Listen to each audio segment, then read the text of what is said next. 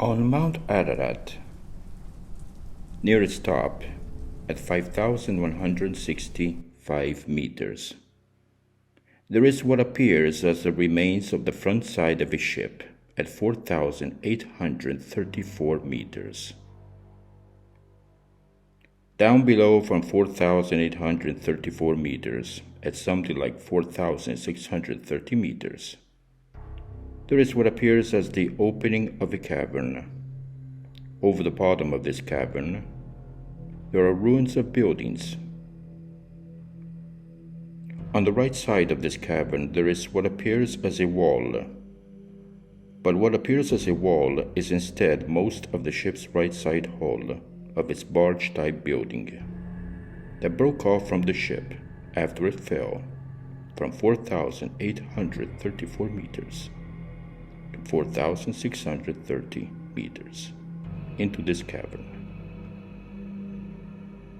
A glacier probably forming over this cavern pushed the ship over the bottom of this cavern and against its right side hull, broken most of the ship's right side hull at its barge building area of its hull, causing it to break off from the ship. On the left of this cavern there is a crevice, and on the bottom of this crevice there is a giant building type structure that, because of its elongated front side, has it appear as a ship type vessel. The elevation where this ship type building is present is something like 4,500 some meters. Most of its the breast at 4,630 meters, and a piece of its front side at 4,834 meters, where the ship landed on Mount Ararat when the waters of the Great Flood began to retreat from the earth. The images taken through Google Earth clearly show a ship type building appearing of artificial construction on Mount Ararat. This is not the Durupinar site at an elevation of only that of between 1,966 and 2,004 meters, believed being the resting place of Noah's Ark under this mound, that because of its appearing boat-shaped, have many claiming, but with no scientific evidence to back this claim, that under that mound there is a ruin of a ship, and that ship, according to these claims, it being Noah's Ark.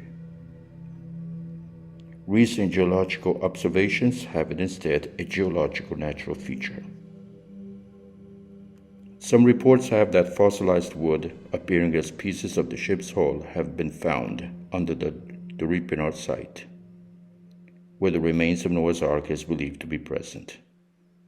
But laboratory testing of that what appeared as fossilized wood revealed it millions of years old and has the typical characteristics of that fossilized wood often found on the bottom of oceans.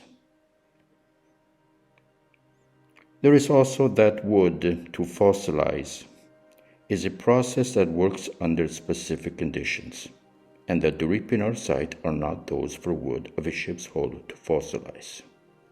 The conditions of the Durupinar site for anything made of wood over the site or underneath it, buried inside of it, are that of wood to rot and then dissolve into the ground. The Durupinar site stands at an elevation of only between 1,966 and 2,004 meters. At that elevation, Noah's Ark would have been exposed to both dry and rainy seasons. The ship would have rotted away thousands of years ago, completely disappearing into the ground without even leaving the print of ever being present in the area. Without speaking of the ship being found by any tribal wanderings of peoples who would have used its wood to light a fire under a cold winter, or dismantle the ship for their own building purposes. The Durupinar site, standing at an elevation of only between 1,966 and 2,004 meters, would have the Genesis chapter 6 great flood that flooded the earth, a local flooding of areas of the earth, and believed to be a flood event that had occurred in Mesopotamia around 3000 BC. Noah and his world, being some Mesopotamian civilization, destroyed by a devastating flood. My observations of the ship through the Google Earth images, especially in its size and design, with that elongated front side, and at what elevation the ship is present on Mount Ararat, would have the Great Flood a global event, before Mesopotamia, and before 4000 BC, before written and known history.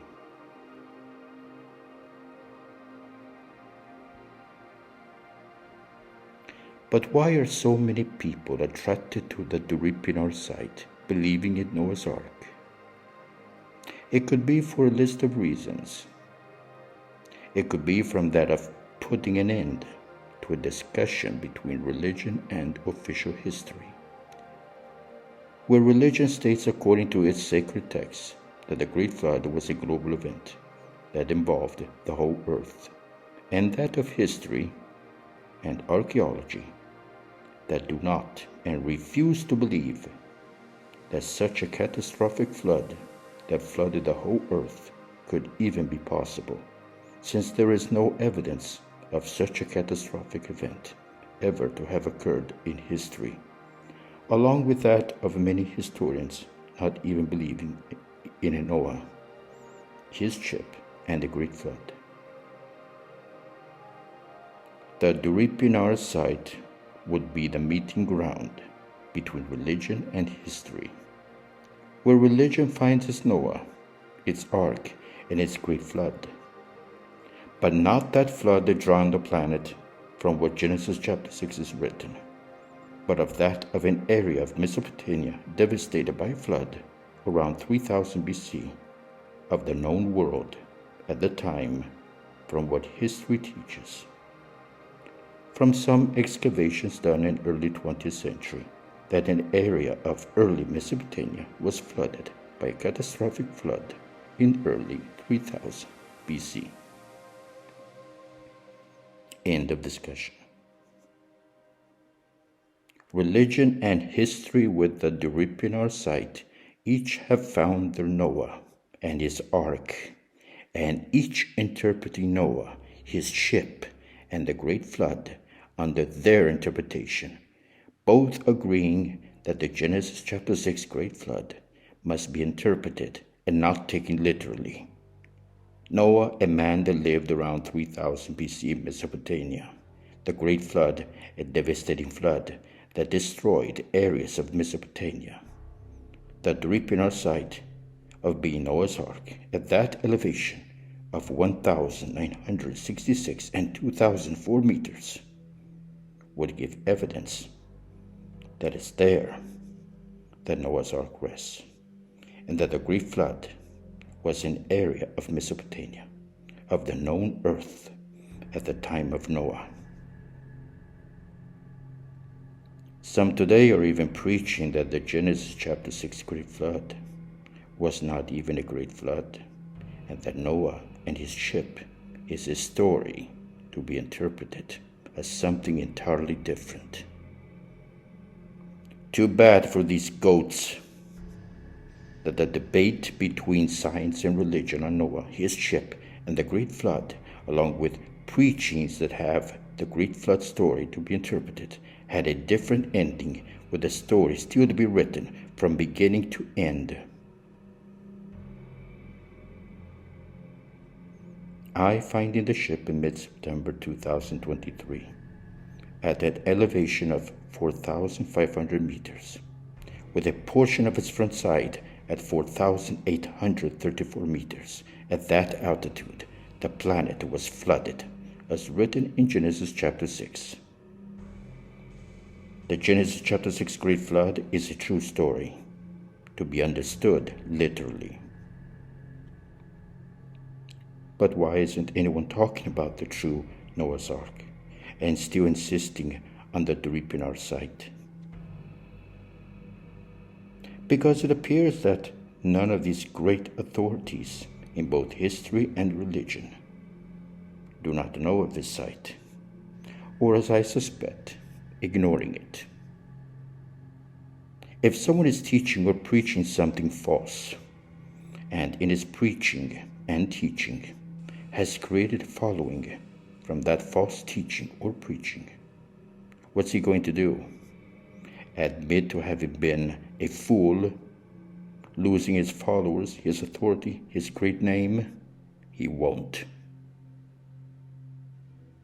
But someone would say, okay, so we have a ship that landed on Mount Ararat at 4,834 meters elevation, probably carried there by ocean currents. Otherwise, there is no other explanation of how a ship landed almost on top of a mountain and appearing to be thousands of years old. But where is the scientific evidence of a global flood? Maybe science today does not have the means and technology to find that evidence of this great global flood. But it could also be that it is not searching that evidence, fixed with the idea that before 4000 BC there were no civilizations. Science will not even seek that evidence of the possibility that earlier civilizations from Mesopotamia had existed, and even more advanced than Mesopotamia. Or that it does not want to seek that evidence. Dangerous to seek it, because history does not want to be rewritten. It would be that in the interests of many, that such evidence of a lost history remains hidden from the public.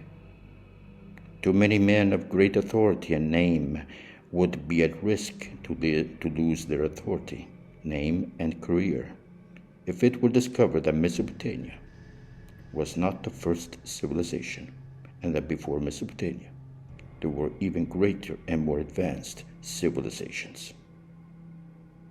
Mesopotamia, not the beginning of civilization, but its rebirth from a global day after, brought upon by a flood of waters, that if it were not for Noah and his ship carrying pairs of animal species, that flood could have caused a mass extinction event. Where to excavate an old world in the lost history, before our world and before our history? One could begin to seek under the oceans, beneath the deserts, areas of the world covered by forests, beneath the ice of lands covered by ice, or even beneath the ground, but not a few meters underground where one would find the Mesopotamia, but 30-50 meters below the ground, where one not only would find a lost civilization, but even evidence of cycles of destruction with intervals of 10,000 years and even less. If a mountain and volcano could hide almost at its peak a 200-meter linked ship, hiding it for thousands of years, then what lost civilizations and lost worlds are still in hiding, just waiting to be found?